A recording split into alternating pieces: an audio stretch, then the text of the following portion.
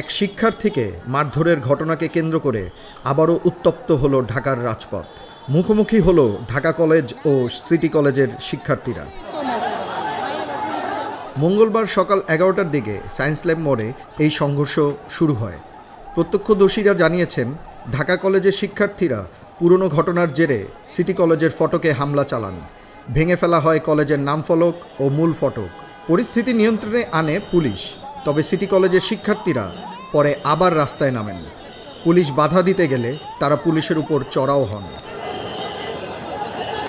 ঢাকা কলেজের শিক্ষার্থীরা জানান, সোমবার ধানমন্ডিতে ঢাকা কলেজের এক শিক্ষার্থীকে মারধর করে অজ্ঞাতনামা কয়েকজন যুবক।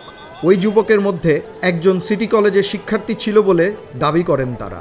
তারা বলেন, পূর্বশত্রুতার জের ধরে সিটি কলেজের একটি গ্রুপ এই মারধরের সঙ্গে জড়িত।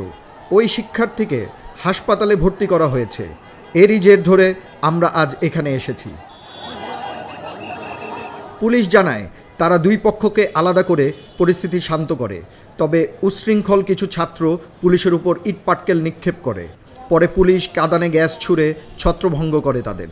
রমনা জোনের ডিসি মাসুদ আলম বলেন, এটা নিত্যদিনের সমস্যা হয়ে দাঁড়িয়েছে। দুই কলেজের মধ্যে স্থায়ী সমাধান দরকার। এর আগেও 15 এপ্রিল দুই কলেজের শিক্ষার্থীরা সংঘর্ষে জড়িয়েছিল। সেই ঘটনাকে নিয়েও উত্তেজনা ছিল এখনও। এই বারবার সংঘর্ষে শুধু শিক্ষার্থীরাই নয়, সাধারণ মানুষও বিপদে পড়েছেন। সবারই প্রশ্ন, এর শেষ কোথায়?